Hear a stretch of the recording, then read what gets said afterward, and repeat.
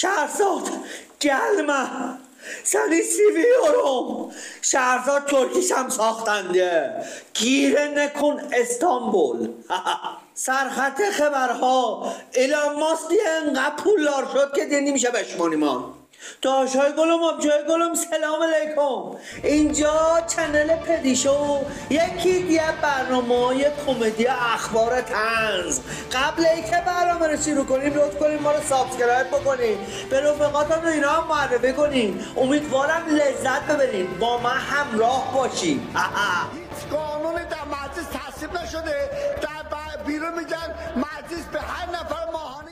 سریال ایرانی موفق شهرزاد نسخه ترکیش هم داره ساخته میشه و دیگه تبریک میگم به اسم گیره نکن استانبول. این سریال بردن میانه ترکیه و مخوان اونجا دیگه سریال رو بسازن قصه جذابشه و اینا و شهرزاد گلمه و نمیدونم قوات بیا آدم بکشه و از اینجور حرفا. دیگه بینندگان عزیز قسمت های جدیدش هم تازه رسیده، برین به پایینان صفا کنین. ثروت ایلان ماسک اون نابغه مغز معروف که دیگه فضاپیما میفرسته و ماشین میسازه و توییتر میخره و اینا، اعلام شد که از 439 میلیارد دلار عبور کرد. 439 میلیارد دلار میدونی یعنی چه پولی؟ میدونی باش میشه شیگولی، میدونی همدانو کرمانشاه و سنندج بکوبی دوباره بسازه، اصلا تمام ایرانه میشه باهاش ساخت.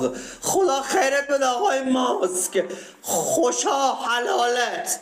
قانون حجاب و عفاف یه گفته که مجلس که آقای خالیباف گفته میخوام از اول دی باید ابلاغ باشه و دی باید اجرا کنه و دولت از اون میگه بابا نکنین آن فعلا الان خوب نی وضعیت و اینا، بابا برای چی میخوای بابا بذاره. ببینم یه سوالی از شما دارم، هر چی به شما بگیم نکن یعنی تعداد خیلی بیشتری جمع بگن نکن میکنی؟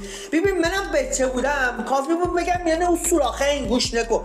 ببین تا من انگوشمون نیمی کردم میانه و سوراخ خوابم نمیبود. شما حتما بابا چه ورزشه یه ذره فکر کنین. خوانندگی خانم پرستو احمدی در یک از کاروانسراهای ایران، خانم پرستو احمدی و بند مورد نظر خودش بلند شدن رفتن اونجا یه میکروفونی گذاشتن و شروع کردن آواز خواندن. اون لباسی هم که خودشان فکر میکردن درسته و به شأن و شخصیت خودشان هم مخوره پوشیدن. حالا میخوام ببینم کی میگه. البته متاسفانه پرونده قضایی برای ایشان تشکیل شد که امیدوارم به خیر بگذره. کارشناسا گفتن دیگه مسئله قطعی برق و اینا با 2 درجه کمتر و لاف پیش دورت و اصلا پتومتو و اینا بنداز دورت رود بخواب و خانه اصلا دیگه در نیا و اینا حل میشه. به زودی داریم به مراحلی میرسیم که نصف روز برق داریم نصف روز نداریم. از اونورم مثل سگ میخواد سرد بشه، یعنی دهنمون سرویس دست همه هر کی که مسئول این کاره درد نکنه. ممنونیم ازت. استوری هره علیرضا بیرانوند سر تمرین تراکتور سازی تبریز رفته میانه استادیوم، انقدر سرد بوده دماغ خودش پوشانده و براش نوشته که دیگه این دماغ رو میپوشانیم، اگه میپوشانیم میفتاد از سرما دیگه. دیگه انقدر میانه بازسازی استادیوم آزادی ماندن، یعنی خودش یه سال کمتر از این طول کشید ساخته بشه، اینا هنوز نتونستن بازسازیش کنن. دیگه دولت اعلام کرده میخوایم بفروشیمش. دیگه با کار ما نیم نگهداریش کار ما نمیتونیم، ما میخوایم بفروشیمش. از اونور یه خبر پیوستی آمده، عربستان میزبان جام جهانی 2034 شد. یعنی ببین خیلی خوبه، ما یه استادیوم بزرگترین استادیوم خاورمیانه آسیا بلکه جهان، هی اینو چند سال پیش میگفتن آقا ما کجا داریم میریم اونا دارن کجا میرن. حالا هی برو فیلم بذار بگو اینا بی غیرت شدن بی حجابی آمده، برو بذار بیا. تبریک به تو ای هموطن، تبریک به من ای هموطن، تبریک به همه. دیگه ما رکورددار شدیم. چند وقت پیش خبری کار کردن که تهران 4مین شهر آلوده جهانه. ما این رکورد از دست جهانیان در آوردیم، ما باید میان دنیا اول بشیم. تهران در حال حاضر آلوده ترین نقطه کره زمینه، یعنی دیگه میانش میگم با ماسک شیمیایی باید بری بیادی. از اونورم هی داره خبر تعطیلی ایور میاد تعطیلی اوور میاد. مدرسه فیروزکوه مدرسه دماوند و فیروزکوه مدرسه هاش تعطیل نمیکردن، اونا هم تعطیل شد. ببین دیگه اوضاع چقدر خرابه. قاچاق سوخت آنلاین شد. ببین یه خبرگزاری ها همه اعلام کردن که میان اینترنت تو میتونی هم مازوت پیدا کنی، نفت خام، نفت غیر خام، فراورده های نفتی، بنزین، همه چی هست. یعنی دیگه میتونی اینترنتی سفارش بدی که مثلا داداش یه 10 تن بنزین، داداش یه 300,000 بشکه نفت خام، تو راحت سری ثبت اینترنتی میکنی، تازه برات SMS میاد ثبت سفارش شما با موفقیت انجام شد. ببین یه زندانی بود به اسم سید نیا.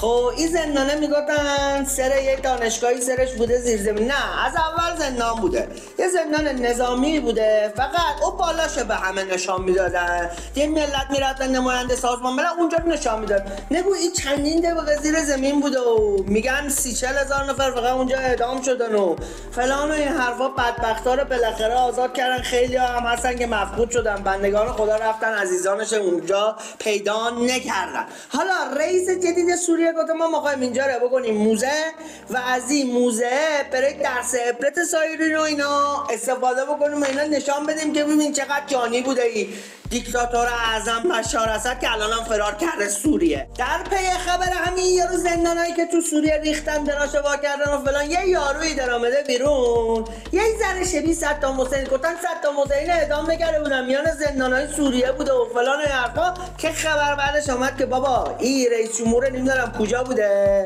نیروهای اوکراینی دستگیرش کردن و فلان حرفا، مال سالها قبله. کله صدام حسین هشتن سر و گفتن صدام حسین در سوریه پیدا. این صدام حسین نمیخوایم بکشین یا رو در جنازش پوسید، استخواناش هم داره میپوسه، حتما جنایتکار بود، یه بکشین در یا رو. رئیس جمهور کره جنوبی هم بعد کلی مقاومت و حزبش بهش رأی نمیداد و نمیرفتن اونجا که رأی گیری نشه و حرفا، به چخ سگ رفت مان لای در. ببین اینه که مردمت نمیخوان دیجو میشه دیگه میندازنت در. بعدش هم آخرش هم گفتم من که رفتم دمون انداختین در. ولی رئیس جمهور جدیده دیگه حمایت بکنه، یعنی بازم ارق کره جنوبی بودن خودش نیاش کنه و گو از این حمایت بکنه کشور به جای خوبی برسه. هوش مصنوعی جهان مخواد بگیره دیگه. ببین انقدر پیشرفت میانه هوش مصنوعی AI هست. الان گوگل میانه آپدیت های جدید خودش که داده، شما این صفحه اسکرین شاتی گرفتی مثلا یه مقاله اینو براش میفرستی، ازش سوال میپرسی، کل مقاله رو خودش میگرده پیدا مونه میانه اینترنت باشه، بعد سوالاتتون جا هوش مصنوعی داره به جای خطرناکی کشیده میشه. پس فردا میبینیم منو میندازن در یه یاروی میارن شبیه من میذارن اینجا هوش مصنوعی خبر مبر درست ولی اندازه من بانمک نی. واقعا قبول کنیم من آدم بانمک و هره‌ای هستم. داشای گلم آبجای گلم، ما به پایان رسیم دیگه، پایان یافتیم. اینجا کانال پدیشو، برنامه کمدی اخبار ببین قبل ای که بزنی بره این دکمه سابسکرایب لطفا بزن. ما خوشحال میشیم، تو خوشحال میشی، بلکه همه خوشحال میشن دیگه. جهانم که داره فروپاشی میکنه معلوم نیست چه خبره، تو بزن مشهاد شم. بعدش هم با برنامه‌های بعدی ما هم همراه باشی.